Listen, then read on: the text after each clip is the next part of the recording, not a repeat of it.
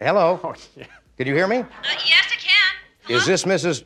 Dorothy Letterman? That's right, Dorothy. Yes, it is. Who's this? Are you the mother of David Letterman who does Late Night on NBC? Picture this: the studio lights glow warmly, the audience buzzes with anticipation, and Johnny Carson leans back behind his desk wearing that famous grin, the grin that made America feel at home night after night. A guest walks onto the stage, delivers a great performance, gets the laughs, earns Carson's approval, and is invited to sit down. In those days, that moment was everything. It was the golden ticket to stardom. But what happened when that ticket was taken away? Because behind the charm, behind the laughter, and behind the image millions adored, there was another side to Johnny Carson, a side few people ever talked about. A side that could quietly end careers. There was no public blacklist. No official announcement. No dramatic confrontation. Just silence. And when the most powerful man in television went silent, Hollywood listened. For 3 decades, Johnny Carson didn't simply host a television show. He controlled the most important platform in American entertainment. And like every empire, his had rules.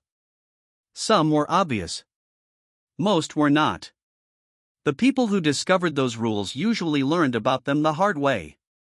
Today on Prestige Buzz, we're pulling back the curtain on the celebrities who found themselves on the wrong side of Johnny Carson and the complicated man behind the desk who could make careers soar or disappear. To understand why being banned from The Tonight Show was such a devastating blow, you have to understand what television looked like before the internet. There was no YouTube. No TikTok. No streaming platforms. No social media audience waiting to discover you. If you wanted to reach America, you needed television. And if you needed television, you needed Johnny Carson. From 1962 until 1992, Carson transformed The Tonight Show into the most influential entertainment program in the country. Millions tuned in every night. Not occasionally, every single night. A comedian who impressed Carson could suddenly find theaters selling out. An actor could see their movie gain momentum overnight. A musician could wake up to record sales that had doubled. The format seemed simple: a monologue, celebrity interviews, comedy bits, and music performances. But Carson possessed something far more valuable than a format. He had influence. When he laughed, America laughed. When he liked someone, audiences liked them too. That level of power is difficult to imagine today, but it was very real. And that's exactly why losing Carson's support could be career-changing. The most unsettling part was how quietly it happened. Nobody received a formal notice. Nobody got a phone call explaining what went wrong. One day your publicist could book you on the show. The next day they couldn't. Questions were met with vague answers and polite excuses. But insiders understood the truth. Johnny Carson had decided he was finished with you. One of the first people to learn that lesson was comedian Rich Little. Little became famous for his remarkable celebrity impressions and was a frequent guest on Carson's show. Among his most popular impressions was Johnny Carson himself. Audiences loved it. At first, Carson seemed to tolerate it. But over time, insiders say the impression began to wear on him. Publicly, explanations suggested Little's act had become repetitive. Behind the scenes, many believed Carson had simply grown tired of being the punchline. Whatever the reason, Rich Little's appearances gradually disappeared. Then came Dana Carvey. The Saturday Night Live star was one of the most talented impressionists of his generation. During the height of Wayne's World, Carvey often performed an affectionate Carson impression. Most celebrities would have considered it a compliment. Carson didn't. He never publicly criticized Carvey. He never complained. He simply stopped inviting him back. The message was clear. Johnny Carson did not always enjoy seeing himself reflected through someone else's comedy. But no story better illustrates Carson's complicated relationships than his painful split with Joan Rivers. In many ways, Rivers was Carson's greatest success story. When she first appeared on The Tonight Show, female stand-up comics were still fighting for recognition. Many industry executives dismissed her. Carson didn't. He recognized her talent immediately and gave her a national platform. After one memorable appearance, he told viewers they would be hearing much more from Joan Rivers. He was right. She became a star. Over the years, Carson brought her back repeatedly and eventually named her permanent guest host whenever he was away. To many viewers, Rivers seemed like the natural heir to his throne. She often described Carson as the most important person in her professional life. Then everything changed. In 1986, the newly launched Fox network approached Rivers with a groundbreaking opportunity: host her own late-night talk show. It was a historic offer and a chance to become the first woman leading a major late-night program. There was just one problem.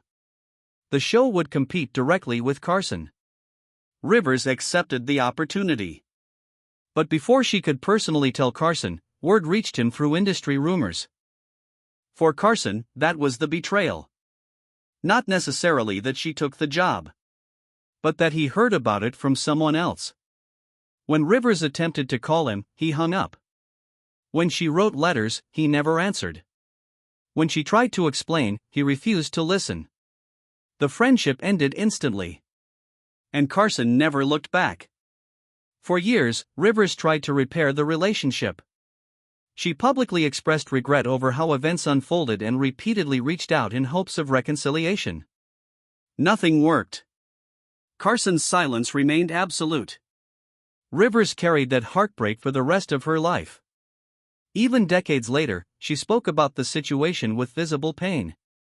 When Carson died in 2005, the reconciliation she had hoped for never came. It remains one of the saddest and most famous feuds in television history. Not every falling out happened behind closed doors. Some unfolded right in front of the cameras. Early in his career, comedian Howie Mandel made what seemed like a harmless mistake. During an appearance, he introduced a large prop that producers hadn't approved beforehand. The stunt was spontaneous and intended to be funny. But Carson hated surprises. He valued control and preparation. Anything that disrupted the flow of the show frustrated him. Mandel's unscripted moment crossed a line. Soon afterward, the invitations stopped coming. Another controversial case involved singer and actress Lola Falana. Falana brought charisma and energy to every appearance. During one interview, she spoke candidly about the challenges she faced as a black woman in entertainment. She discussed inequality and discrimination at a time when those conversations were far less common on mainstream television. Her comments were thoughtful and honest. But they didn't fit comfortably within the style of late-night television Carson preferred. Following that appearance, she was reportedly never invited back. Then there was Wayne Newton. For years, Newton and Carson maintained a cordial relationship. That changed when business interests collided. Newton acquired ownership in a Las Vegas property that Carson reportedly wanted. Soon afterward, Carson began making jokes about Newton during his monologues. At first, audiences laughed. But the jokes became increasingly personal. Eventually, Newton decided he had enough. According to longtime accounts, he confronted Carson directly and demanded the attack stop. The jokes ended. So did their relationship. Wayne Newton never appeared on The Tonight Show again. These stories reveal a side of Carson that many viewers never saw. On camera, he appeared relaxed, approachable, and endlessly charming. Off camera, he was much more complicated. He was intensely private and famously guarded. Many guests believed they shared a genuine friendship with him after years of appearances and conversations. Then they discovered there were limits. The warmth viewers saw on television was real, but it often existed within carefully defined boundaries. Carson protected his personal world fiercely. He disliked public conflict, yet he rarely forgave what he viewed as betrayal. He seldom confronted people directly. Instead, he withdrew. And because of his extraordinary influence, that withdrawal often carried consequences far beyond a damaged friendship. Looking back, it's easy to view these stories as cautionary tales about power. Johnny Carson helped launch countless careers and changed television forever. His impact on entertainment remains undeniable. But his story also reminds us that tremendous influence comes with tremendous consequences. For every star he elevated, there were others who learned how quickly the door could close. Some crossed professional boundaries. Some hurt his feelings. Some challenged his authority. And some simply found themselves on the wrong side of a misunderstanding that was never resolved. The audience at home saw the smile, the jokes, and the effortless charm. What they rarely saw was the complicated man behind it all. A man capable of extraordinary generosity. A man capable of remarkable loyalty. And sometimes, a man capable of holding a grudge for the rest of his life. And perhaps that's what makes Johnny Carson such a fascinating figure even today. Not because he was perfect, but because he wasn't. He was human, brilliant, influential, sensitive, proud, and occasionally unforgiving. The king of late night built an empire unlike any television host before or since. And in that empire, one rule remained constant. If Johnny Carson welcomed you, the spotlight could change your life. If he didn't, the darkness could be just as powerful. If you enjoyed this story, don't forget to like this video, subscribe to Prestige Buzz, and turn on the bell notification so you never miss our next deep dive into the untold stories behind Hollywood's biggest legends.